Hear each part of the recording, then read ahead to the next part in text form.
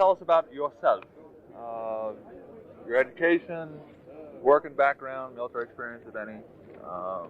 Just who you are. Prior to wargaming, right? Or any time. Yeah. Okay. You need my name and all that? I think that can.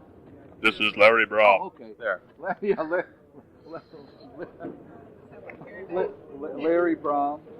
I'll put my name and address on the paperwork here. Thank you very much. My phone number. Education. High school graduate with supplementary things through the years. Like technical stuff, or just random college courses, or? Usually it was adult education. I'm also a fairly accomplished artist. Oh. I do pastel landscapes, sell them regularly, which accounts for my mediocre painting of figures. Yeah, and I took some summer courses at the Art Institute in Chicago. And let me see what else. I've taken some business affiliated courses. I'm a package designer. Oh. I've worked with 3 or 4 major packaging companies in the United States, and I've got patents. I got patents on packages. Oh. And strange enough, being an artist, and I don't do anything with the graphics or design, and I do retail packages. I design the structure, the shape, size, and how it's put together. And you get patents for that? Yeah. Really? How interesting. Some of the customers I've worked with is all the Chick-fil-A restaurants. I do all the packaging, the carry out, the drink carry. Cool. But anyway, and that in that I've had affiliate courses on most of them are business associated courses. Formal education. I've been in continuing ed because I've read my whole life.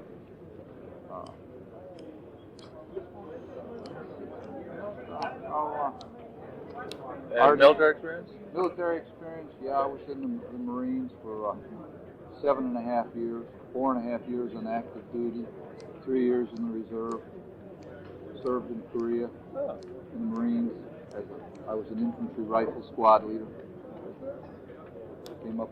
Got a Purple Heart, unit citations, 4 battle stars. It was just a time and place, and I was there. It was not a choice. I said, yeah, I think I'll join and go to Korea and get shot. So that was, and then of course, and in that I didn't really go to any schools because I was an infantryman. I had an infantry spec number, and I enlisted. And when I got discharged, I was a staff sergeant, a platoon sergeant of a rifle platoon. And then of course that has probably rubbed over into my gaming because I like tactical games rather than grand tactical or strategic games. So that's, and people have said, gee, you should do a war game on, Korea. It would actually be dull. It doesn't have any of the flash or color or anything else, Bunch of green guys up against a bunch of cocky guys, and that's about it. And the only thing I know about tactics is at a squad level of 13 people. So, that was it. And, like I said, no special schools. Because like I said, I just stayed in and it was an infantry. All right, you brought me on. Okay. How about miniature gaming? How did you approach it from board gaming or? When I was a kid, I was wargaming from the time I was about 10 or 12 years old, but not in the accepted fashion. Home cast figures. Oh, really? Yeah. What age were you casting at? I'm just curious. Oh, 12 or 13. You used to be able at Sears to buy semi-flat molds, and the first ones they had were First World War I figures. And I cast them. I kept thinking there's something you ought to do with them. So my first set of war game rules was the flying poker chip. Yes, tell me all. You set up your troops on the floor, and I set up my troops on one end of the floor. And for each rifleman you got firing, you take a poker chip, and you have to throw it over a string that was a certain height. And you threw it over and dropped it down. If you had machine guns, you could throw 6 poker chips. If you had mortars, you could throw 10. Okay? And then I kept thinking, well, there's got to be some way to move these troops. They were I was going to say spray painted, but I don't even think they had spray paint then. They were always painted a solid color. I think the Americans were brown and the Germans were gray. And that's all I had. And then hand to hand, you just moved into hand in hand, and you both indiscriminately kept throwing poker chips in there. The casualties were always about equal. I don't even remember. The only thing I don't remember is how you determined who won or lost. Oh, okay. Whoever, one guy left out, I win. Yeah, that's right. It was just fun. That's interesting because, of course, that's a lot like H.G. Wells' Little Wars. Although he had a, Oh, he was sophisticated. Well, yeah, he he had had it written down and published a book. Well, and he had his own cannons. Right. Yeah. That's very interesting. So, but that was the start, and then of course, like most guys that did it that young, you guys get interested in high school, and all of a sudden, girls. So you can't go out with girls, and they say, "What do you do?" And you say, "I throw poker chips at lead soldiers." So I kind of gave that up, and then went into the Marines, and got me started in not modern wargaming, modern figure collecting. I was over in the Mediterranean on a med cruise with the Marines, and I walked into a soldier shop. Didn't even know they existed. Oh, I had seen Britons when I was young. There was a kind of a kid in the neighborhood that was a little wealthier than the rest of it. And he had a few sets of Britons, but we didn't play war with them. So I was familiar with Britons, and I went into a shop in, God, I think it was Marseille, France, and saw Mignots. It was a little soldier shop that had nothing but Mignots in it. And I had about $85 with me, which I'd just gotten paid. I think that was for a month. And I went in and spent about $70 and brought home some Mignot figures. Took them back aboard ship, and we came back to the States, and I had those. Somehow I got them home. Then after I got out of the service and got married, I kept looking at these boxes. So, and I'm not a collector. I looked at them and thought, geez, they're nice, but there ought to be. And then I remembered the poker. So I thought, I can't throw poker chips at these. I paid too much. And I bought indiscriminately Napoleonic. I didn't know anything about anything. I just liked the uniform. And I just happened to ask the proprietor. I said, I want Napoleonic. And I didn't know who fought who and who did what. And I really have no idea at this time how many I had. I'm going to guess 8, 10, 12 boxes. So that's what got me thinking about. There ought to be something to do with them. And my young bride was working at a telephone company, so I was alone in the evening, so I would set these up on the floor of our apartment. I kept thinking, there's got to be something I can do with them. So then I did the flip a penny.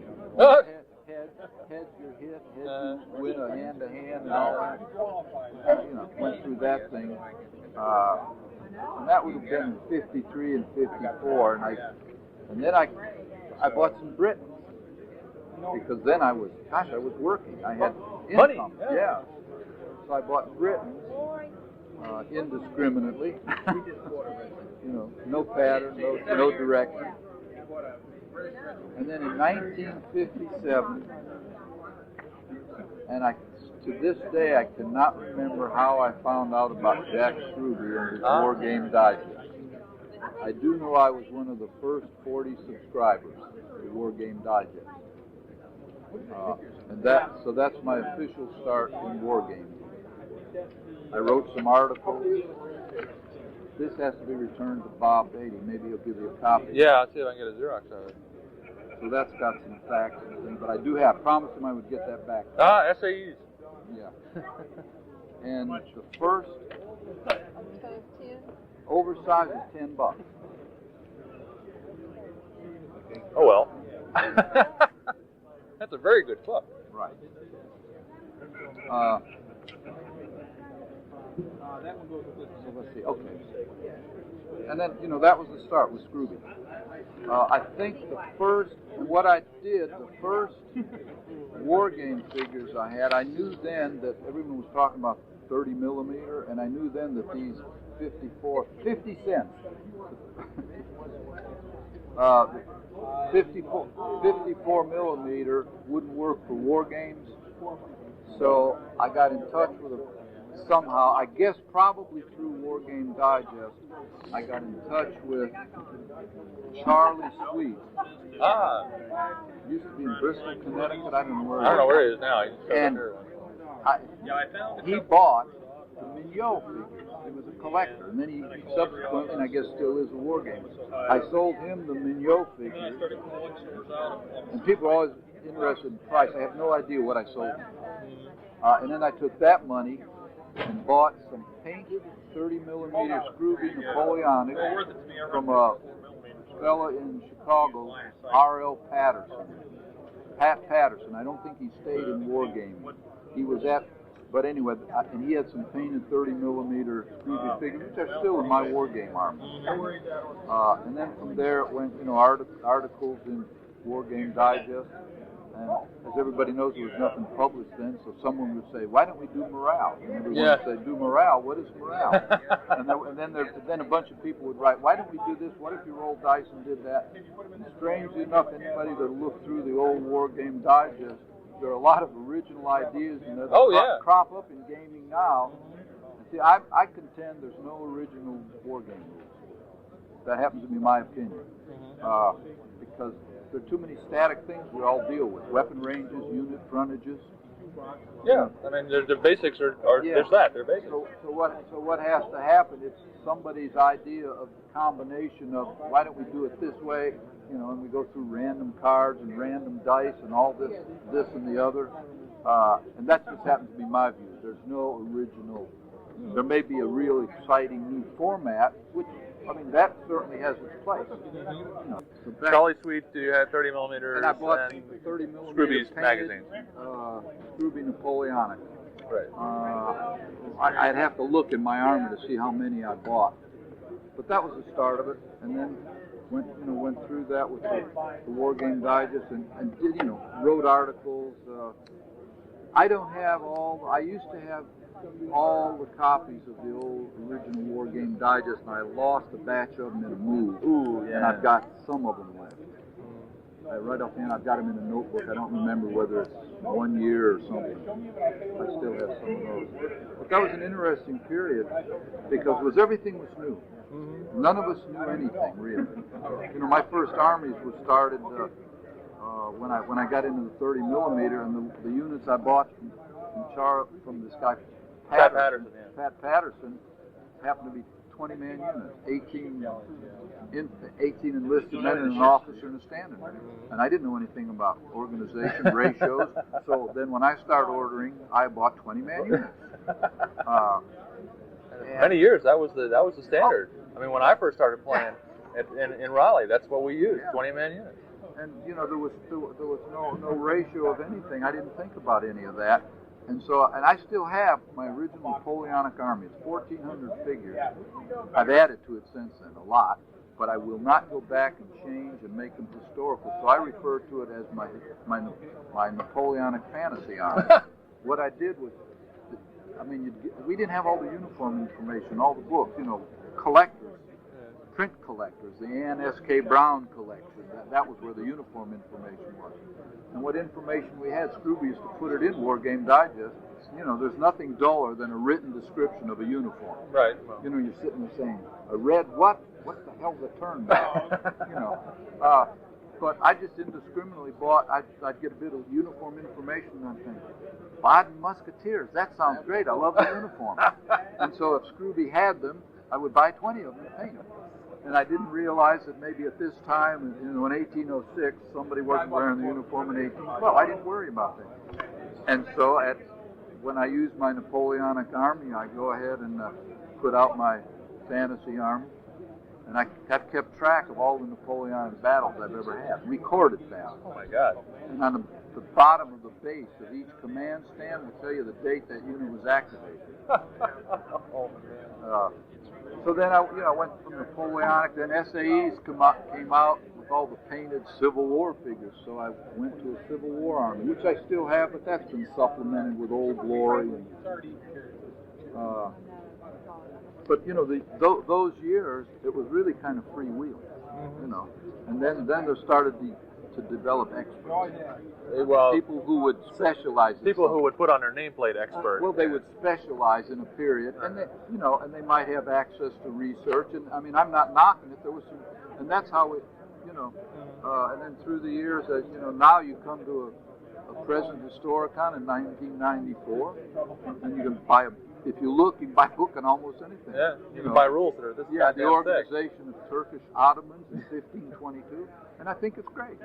I mean, that there's a market that has grown up for that kind of research causes it to occur. In those days, also, those of us that started with Scrooby figures, there may have been others available then. I just didn't know of them.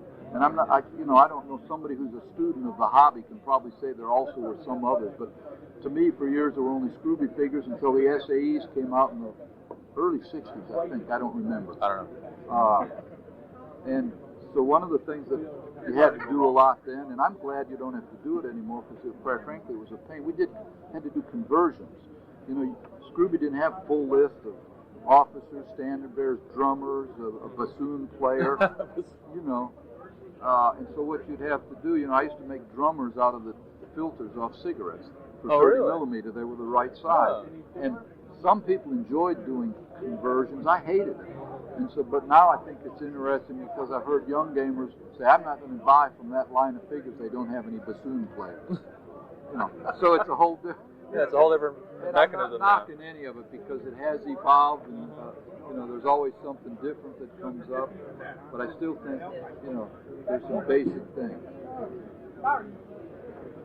Yeah. Reorganizing. Oh, okay. I thought they just sold the whole thing. Yeah, I was going to say. Table and all. Yeah, that's table and all. Yeah. Anybody wants to buy a table, you'll sell it to them. So that's that's how you got to it. Huh? That's how I got to a given point. And then sometime in the 70s, as more and more information came out, and there were more rules were published, and then I start thinking, I don't have a historically organized army. My rules, I'm not thinking about command and control and logistics. So I went through a period in the 70s where I took my basic rules, and they were just home rules in the early 70s, and made them so complicated I couldn't play them. But I kept thinking, I have to keep up with what's going on. I mean, this is my hobby. And then, fortunately, I kind of got out of that after a while. And I understand there are gamers that like the complex and like the involved, and I'm not critical of all of that. It just doesn't suit me. Well, in my experience, the people who like the complexity are relatively young in the hobby. I mean, they might be 80 years old, but they've only been at it for a while, and they become obsessed with accuracy and this didn't happen. It didn't happen until 2 years later, so you can't do this in the rules and all that stuff. And as gamers mature, they start to realize that's one of the reasons that I'm doing this is to sort of put into words what everybody I think actually realizes is what's good. But I'm not going to say what that is because I want you to say what that is. And I won't say that I've seen a trend, but I do notice that I see a lot of games even now in rule sets that are reverting back to some simplicity. And now they're still very popular, I guess, very playable, complex rules. One, they just don't suit me. One of the things that happened, I think, I started playing for fun. I didn't realize how much I liked military history. I still get thrilled when I see a movie like Gunga Din. I sit there and go, oh my God, isn't that beautiful? Look at him up there blowing the trumpet, saving the British. So I started off for fun, and it was a lot of fun. I'm not saying it's not fun now, but sometimes it gets so complex, it's all over and you think, why did I do that? And again, there are probably people that know exactly why they do it, and it satisfies something. And my rules now, the ones I even use now, to justify their simplicity, I call them convention rules. And I say, I can do complex tactical evolutions, right wheel and left wheel, and all that. It just isn't time. Yeah, but it's not. But for a convention, that's my justification of going back to just basic rules. And I've always liked rolling a lot of dice. I still use 6-sided dice. Here. It's interesting to me to see some of the rules that there are all these, this table, that table, this table. You roll all these dice, and you still have 2 casualties. Or you would plus this, minus that, all the modifiers, and when it's all over, you have 3 characters. And part of it is I don't know that I mentally can adjust all that, and I think, it certainly would be simpler to just roll. I mean, all those numbers can come up on a 6-sided die. And of course, I've been criticized for that. I'm in this for fun, and that's fine. And then, in '78, I did Sword in the Flame, published Sword in the Flame. I had written and done house rules. I've always been fascinated by rules for myself. And the reason I did Sword in the Flame colonial rules, because at that point I was really interested in the British Empire, the colonial expansion, and the whole bit. And there were some rules available at that time, and I looked at them and I thought, there's no way that the native force, if it's done totally historically correct in conventional war game terminology and procedure, there's no way that the native force can really win. The British or Empire forces have the firepower, the discipline, the staying power, and the whole thing. And all the rules are really targeted toward the fire. And I thought, who wants to play if the Zulus or the Dervishes or anybody else really doesn't have a chance? It's like doing the Little Bighorn historically. So that's how I thought, well, I'm going to make it playable, and came up with that set of rules, play testing for about a year and a half with a group of gamers in Jackson, Mississippi. And the whole thing was that I wanted a reasonably accurate chance for the natives to win if the Empire forces created some error. And so after that worked out like that, excuse me if they don't know a price or something. That's okay. I'm still an Arabian merchant. No worries. I'm an Arabian merchant.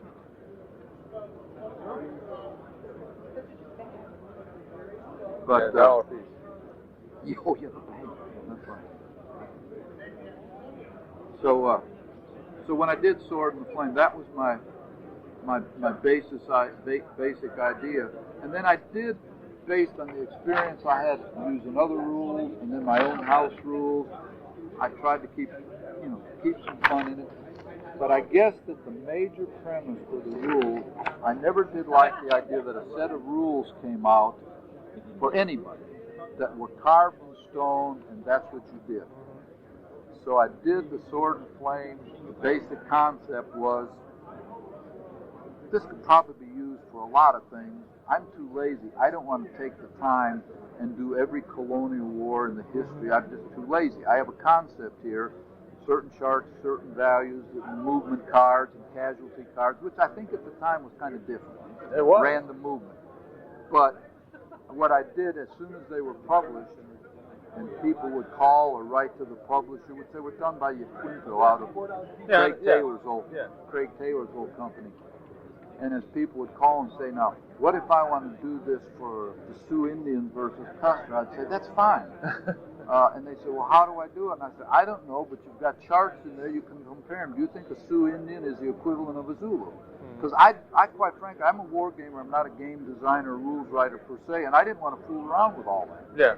And fortunately, it ended up working. I've had more people say, your rules, the basis framework is great, you can use it with anything. I know of people that have tried up to World War I that I know of. I know people that have done Franco Prussian skirmishes with them, but still, and a lot of people, the Maoris and the British and New Zealand. And so if I claim any claim to fame is my concept of making them available to anything without me having to fool around with it. Not requiring direct intervention. And people say, why don't you come out with a sequel? Or, what do you supplement. Call it? A supplement. And Magic there word. was a supplement that, came out. But I said, why? And one of the things that surprised me, those rules came out in 1978. And I kept thinking what rules should always do is evolve. There are people that still play them just like they are. I don't play them anymore. No? One, I was satiated with the play testing. Yeah. And then I just don't play them anymore because, to my way of thinking, they're still too complex. And there are people that say, what? You call those complex? Those are... The original version that was submitted was simpler. Oh, yeah? Yeah. Why was it changed? I think they felt that, to sell something and have a price for it, it might have to have more in it. More pages, right? Yeah. And which which is a very viable. No, I mean from their point of view. Yeah, right. Yeah. Nobody's going to buy it if it costs $10 and it's 4 pages long. Yeah, right. Even if the extra 50 pages are just supplements and historical data, they want it. So, you take checks? It's a fingerprinted. Oh. Bob Marshall bought an small army I had up here. And he said, "You take a check?" I said, "Sure." And then he handed me the check, and I said, "Please show me some identification." And he's a policeman, isn't he? Something like this, yeah. Some kind of. And as big as he is, I thought, I hope he grins. He may just go, what? Yeah. I thought, well, the only alternative if he doesn't think that's funny is he'll just drive me into the floor with his kid. So, anyway.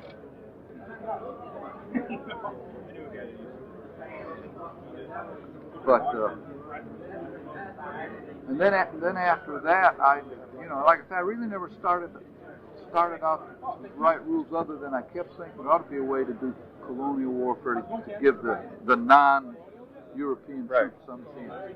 And of course, you always have people that say, "Gosh, the British never win." Well, what? In our play tests, and I used to have I had a record of how many play tests. I lost that through the years. We play tested it for about a year, and we actually ended up with about something like 46% of the time the non-Western troops would win it. That high? Yeah. We have the British really have to, when I played it, the British have to screw up pretty good to lose. Yeah. It doesn't mean they won't do it. I think what happened is a lot of colonial players that had this vision that the British are invincible. You've got to be real careful in the sword and plane. Because I purposely have left little kind of loopholes and inconsistencies. And actually, the British player or the European troop player always has to be more careful. Oh, sure. Which is the way I designed it, and come to find out it has worked that way. Oh, yeah. But I was real pleased because, it was a reasonably successful set of rules. And I also feel, can we talk vanity here? Yeah. Talk any damn thing you want, man. I also feel that the upsurge in colonial figures that came out right after that in the absolutely. 80s, directly related to sword and stone. It was the only rule set for it. Yeah. And like I said, I'm still amazed and kind of delighted that people still play it. But the thing that's always fascinated me, and someone was talking about trying to compile how many variations of it have been done, even unofficially. I was also amazed, let me put this in there, people would call me at home and ask if they could do something. And I think, no, guys, do what you want. You don't need to play. You don't need to buy a set of rules, and this is the Bible. And that surprised me, because I thought most wargamers would get a set of rules and say, hell, I don't like that. And I really had initially, the first year or so, a number of calls, which was kind of nice. I guess maybe it was an integrity thing. I don't know. But I thought, gee, I've never asked a rule designer if I can change his rules. Right. What good is his opinion anyway? Yeah, right. I mean, I don't know how many rules are published and played just like they are. I think local groups are going to have to adjust. But anyway, it was a great experience, and I met an awful lot of people. One of the things that I found out that I thought was intriguing, go to a convention, there's a sword and flame game going on, and I'd like to play. A lot of times I didn't play. I was game master demonstrating. And I get in and someone say, "That's Larry Brom. He did the games." And anymore I don't like to do that. If I get in a game, I say, "Don't say who I am," because I hardly ever play it anymore. And it's like the old gunfighter comes to town. Yeah. Oh, this is the guy that did the rules. Let's whip his butt. It can happen with my rules. It can happen. Sure, of course it can happen. And I don't play regularly anymore. So now if I play in a game, I say incognito, right? Just kind of keep. If someone says, "Hey, Larry, how you doing?" But I kind of steer clear of that because I actually had some real challenges at a couple conventions. A couple guys said, "Oh, you did these rules?" And I said, "I want to play you in a game." And I could tell by the tone. I said, "Oh God, this is a shootout." Yeah. And one of those games, and I hope that happened. I was with some friends from Mississippi in the play test, and we got in a real cutthroat game unknowingly. It was a challenge game. at a critical point in the battle, I came up with overhead pistol fire. It's not in the rules, but it helped us. I thought, my whole reputation is at stake here. And I said, do you mind if we use overhead pistol fire? And they said, well, no. So we used overhead mounted pistol fire. Okay. Okay, right, sure. And I thought, hey, they started out challenging and they were playing real hard. Uh-huh. And I don't play any game cutthroat competitively. I love to win, but I like better to have a good time. And I like to play in games that have a feel for the period. We're all fooling ourselves when we say, my new set of rules, the realistic rules. There are no realistic war games. These are soldiers on a tabletop, and we're all guessing at what really happened. Mm-hmm. You know, we're really all guessing. We say, well, I got that from first-person memoirs. I have a feeling that memoirs are... Well, everybody who writes after the battle, number one, is a survivor, and number two, always writes for a filter of their time. Sure. You know, so what's his name? Napier always writes in these sort of, old epic terms. And he doesn't say that, oh, and by the way, it smelled terrible because there was a dead horse over there. It doesn't give you any what's really going on.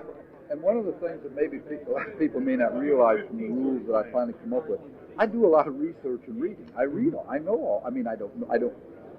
When I say no, I know it. At the time, I'm paying attention to it. I'm taking notes about weapon ranges and this, that, and the other. So I go through all that, and if I decide I'm going to try a set of rules on it, then I filter that through to make it playable. Mm-hmm. And but a lot of people say, "Hey, where do you come up with this rule?" Well, the ultimate result is I'm going to make it playable, and if I can create the feeling of a period, that's all any of us can ever really do. If someone walks away from a game I've done, or I walk away from, and if I walk away from somebody else's game and say, gee, that may have been like that. None of us really know. Right. None of us really know what, we can do all the reading we want, and we can never convey exactly what happened, or, So all we're doing is hoping we can create a feeling of that period. Mm-hmm. If you play Sword in the Flame and you're doing Zulus, you get kind of a tight feeling when, 80 Zulus come around the hill and run over 20 of your British infantrymen, and you say, hey, the rule set works. That's how I feel about it. If every bush looks like I might be hiding a swarm of dervishes, that's exactly what you want. Yeah. Right. And then I've done that when I did the Chassepot and Needlegun, the Franco Prussian. That was a culmination of all the years of trying different things. That one I actually tried for a little more in-depth complexity. Mm-hmm. But it's still, simplistic set of rules. Mm-hmm. 6-sided. Oh, I think I may have used 10-sided die on that one. I got partly. I can't remember whether I got sophisticated or not. That's the one that Leo Cronin runs every year, right? Yeah. I've played those. Those are good. And that was another culmination of, and all of them have gone. I've reached way back, kept trying to think of the things that were fun, and put them in a game. But I know you don't sell war game rules now by saying this is fun. I'm toyed with the idea of doing that because you read all the blurbs on published war game rules, and it's most realistic, most definitive. Nothing wrong with that. That's modern American marketing. Yeah. But they're all game rules, and none of us really know what happened. Yeah, the favorite buzz phrase seems to be these days is used period manuals as research or something like that. Great. Yeah, sure. What was brought home to me, you maybe can, you edit all this, don't you? What brought home this thing to me about memoirs, I just recently, first time I ever went to a military reunion. I went to a reunion, I won't bore you with it, no war stories. Marine reunion of the rifle company that went to Korea, and we were sitting around saying, do you remember and such when so and so? There were 6 of us sitting there with 6 different opinions. We were in a rifle company. Mm-hmm. I mean, we were in view of each other. Yeah. And 40 years after, we're going, are you sure? And then, and I got thinking, now granted, that was 40 years. Maybe if we got together 10 years after, but I'm not so sure. That proved to me that through the years when I always said, okay, memoirs are fun to read. I love reading them. Mercer's Waterloo, fantastic. But I thought, does he really? I mean, did he see everything? What did he see? Or was part of it based on he was writing his book and thought, I think that it was over on the left. Oh, nobody's going to know. I'll put that they came in on the left flank. So that was just that happened to me just recently. It was in May that I went to this thing, and it just verified through the years what I thought. And we were sincere. We weren't trying to con each other and fool each other. We just couldn't really decide what happened. And like I say, though, maybe if if it was closer to the fact and you had in mind that you were going to put something down on paper, maybe you make notes, and those are reasonably more authentic. Well, I doubt Mercer was out there with his sketch pads. Yeah. Cavalry are coming too damn fast. So that has always made me feel good. So when I do rules, and fortunately I've done first set and then the second set, and people I think have divined that my intent is play something, hope it captures the flavor. So I really don't get a lot of critique and criticism. I think if you tried the real definitive war game with all the complex charts and this, that, and that, you probably hear from a lot of people who are just as complex and say, did you read so-and-so? I don't think they talked about 120 yards visibility. So part of mine was an escape from that. I didn't define anything. If you don't nitpick, they can't nitpick. Yeah, right. Sword and a flame, there's no indication of scale, ground scale. I noticed that. What does a unit mean? It's 20 figures. It's whatever you want. I mean, how can you dispute that? Right. And of course, I do have to say, I have had people that say, I hate that. I've played it once. I will never play it again. Of course, it was nothing serious. I put their name on a hit list. Okay. You took care of them afterwards. Yeah, okay, right. Good. As long as But anyway. But the thing I enjoy is playing the game, play for fun. But don't get me wrong, I'm not completely erratic. I do want a historical flavor. That's the word I use. You get a flavor of the period. I really don't care what it is. Well, I do care what the rules are. If they're too complex, I don't want to spend that much time.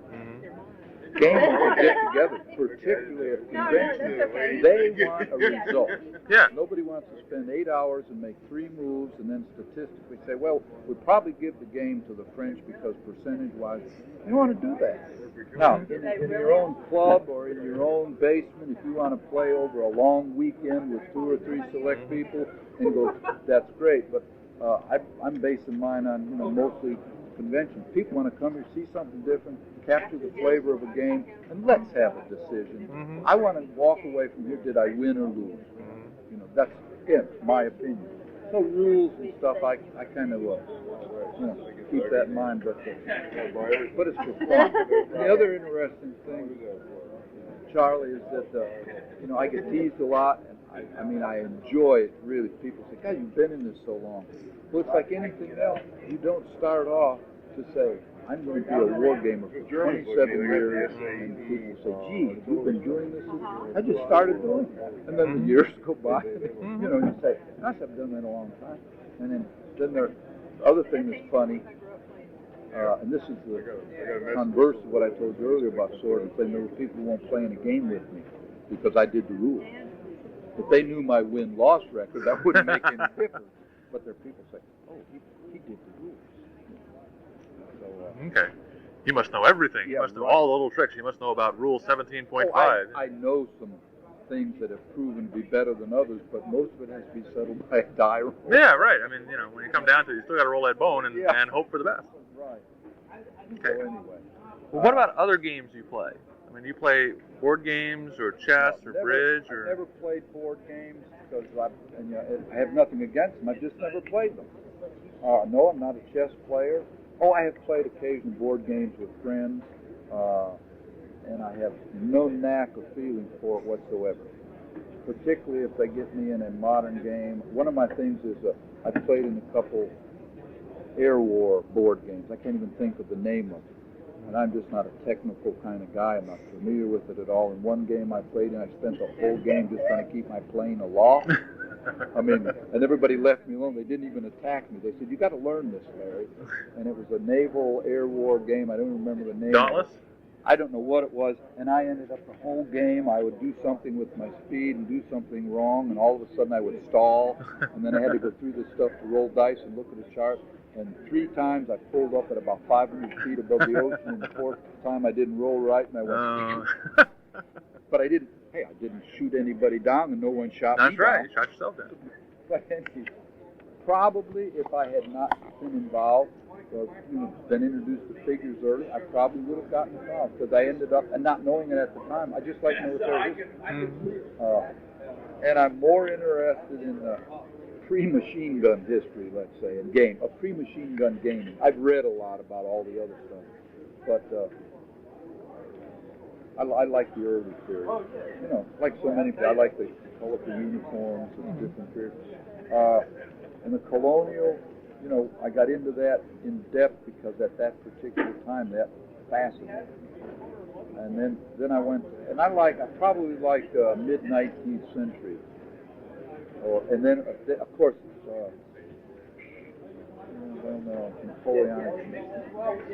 Napoleonic was a little before midnight. But anyway, I guess the simplest way, my armies now, and I've had various and sundry armies through the years that I've collected, painted, sold, collected, traded, painted. Right now I've got my fantasy Napoleonic, the old Scrooby and SAE, and then a lot of connoisseur that I've added to it, and a Franco Prussian, and a colonial army, and an American Civil War, primarily of old SAEs and Scroobies. And those are the four periods I'm really interested in. And when I come to conventions, I pretty much play in games of that period because I'm playing for fun, and let's face it, I've just seen Gettysburg 400 times on television. So now I'm all, You're an expert on Gettysburg. Now right? I'm all whooped up on doing, Civil War. Come and see me, Larry. I got the best stuff going. Oh, okay, another Arab merchant. Yeah. But that, so that kind of answers. Ancients, I've never been, well, strangely enough, yes.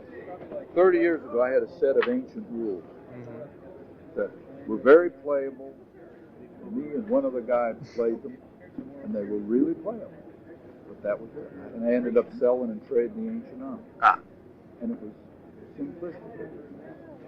One chart that you cross-referenced armor, weapons, skill, and everything else, and did it with one die, right? Whether you made a hit. But I've never been interested in it since then. The WRG is fascinating to see what they're doing, and all the books on it just doesn't interest me. Let's see, what else about the hobby? No, we're just philosophizing. The other part of the hobby is that so many people are always worried about, what do they call it, the graying of the hobby? How do we get more people in the hobby? How did you get in the hobby? Did someone show you a videotape about wargaming and you read through? Yeah, look out there. You either, yeah. And so I kind of think that sometimes it's a little funny when every once in a while some group or some individual comes up and says, you've got to do something to get, you've got to convert fantasy players. You've got to do this. Hey, if there was no organization, if there were no publications of any kind, I still have lead soldiers, I would play war games. And I think that we ought to quit worrying about getting new people in or out or whatever the heck it means. Because now a lot of gamers were fortunate they got into it because they knew there was a group of somebody or they knew an individual. But I know I know of people, I knew them through the years that were war gamers, and they never went to a convention, they never subscribed to a damn thing. They painted figures, they learned themselves. They would have a neighbor that they would talk into playing lead soldiers in the garage. I don't know that there are many of those people around, but I'm convinced there still are. I imagine and like I said, so I think we shouldn't even worry about how do we get this group, how are we going to make this more palatable for that group. Nobody will, and I hope no one takes this. I have nothing against fantasy, science fiction. I'm just not interested in it. So nobody can convert me from what I'm doing to go in and play fantasy and sci-fi. By the same token, I don't think we should talk about trying to convert, if we're going to do that, we ought to have missionaries. War game missionaries go out, get collections, and get money, and we'll send them to Detroit or to Charleston, South Carolina, or Atlanta, Georgia, and we're going to convert fantasy science fiction players to historical. The gospel according to Scrooby, right? Okay. See, but I've got it covered. When I call my Napoleonic, it's Napoleonic fantasy. That's right. And actually, I guess if you wanted to nitpick about definitions, all that we do is fantasy. Of course. We do fantasy historical because nobody knows the facts. And if we did it, anything other than fantasy, we'd be taking hammers out and squashing figures when they died. Oh, he's dead. Whack. Here, let me change. Boss, punch the drums! By the center! Quick! March!